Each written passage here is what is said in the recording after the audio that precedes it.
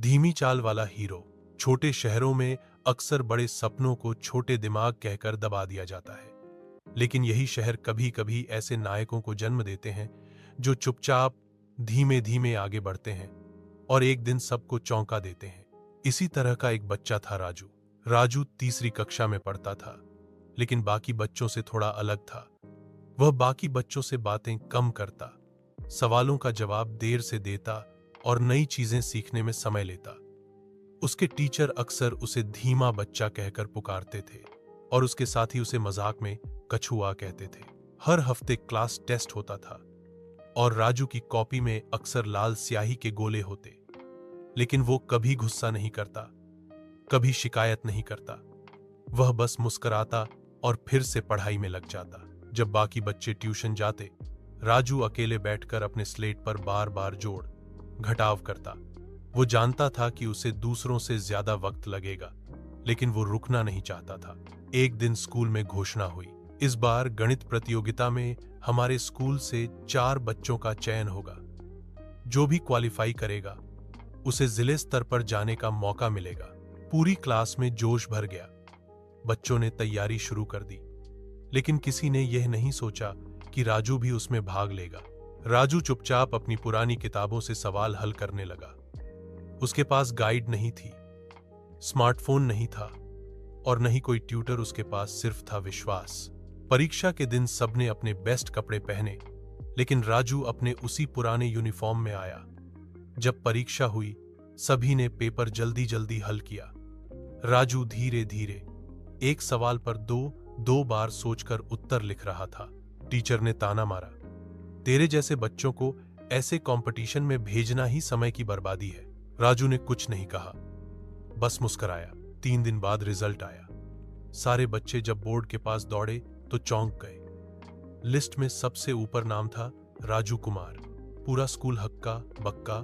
Teacher जिसने मजाक उड़ाया था अब खुद तालियां बजा रहा था। अब राजू को जिला स्तर की प्रतियोगिता में भेजा जाना था। उसके गांव के लोग चौंक गए। ये वही राजू है ना, जो बोलने में हकलाता है? अरे यही तो है जो सीढ़ियां चढ़ते वक्त भी रुक कर चढ़ता है। अब ये गणित का चैंपियन बनेगा क्या? लेकिन उसकी मां सिर्फ इतना कहती, मेरा बेटा धीरे चलता है पर रुकता नहीं। राजू ने जिले की प्रतियोगिता में हिस्सा लिया। वहां पूरे जिले के सबसे तेज, होशियार और अंग्रेजी मीडियम स्कूलों के बच्चे आए थे।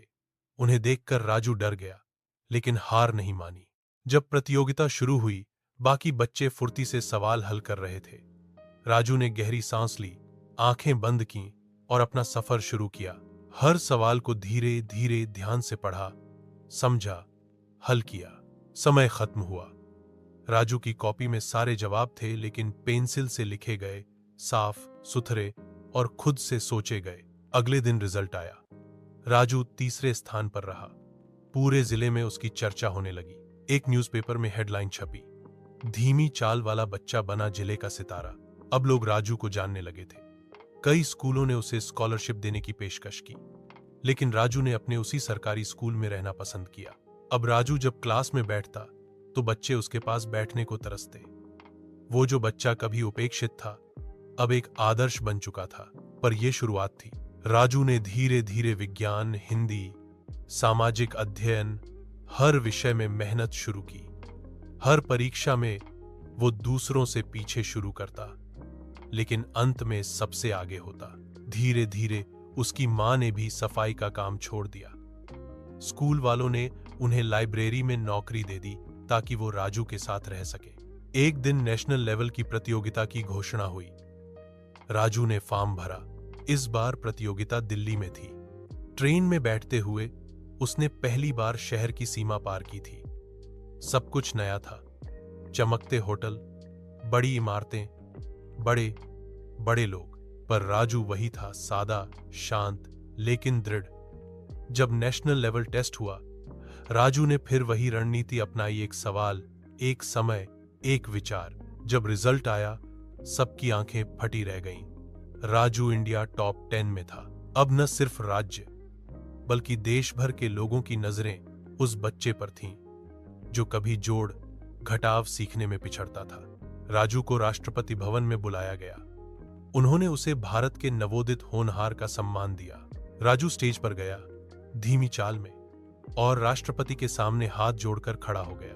उन्होंने पूछा, राजू बेटा, इतनी ऊंचाई तक कैसे पहुंचे? राजू ने मुस्कुराकर कहा, धीरे धीरे, लेकिन रोज थोड़ा आगे बढ़कर। लर्निंग, सीख। किसी की गति उसकी सफलता का पैमाना नहीं होती। कुछ लोग तेज दौड़ते हैं, कुछ धीरे चलते हैं, लेकिन जो रोज चलते हैं वो एक दिन मंजिल पा ही लेते हैं। राजू ने सिखाया कि धीमे चलना शर्म की बात नहीं, रुक जाना असली हार है। दुनिया चाहे जितना भी हंसे, अगर आपके अंदर सच्चा इरादा हो तो आपकी धीमी चाल एक दिन इतिहास बन सकती है।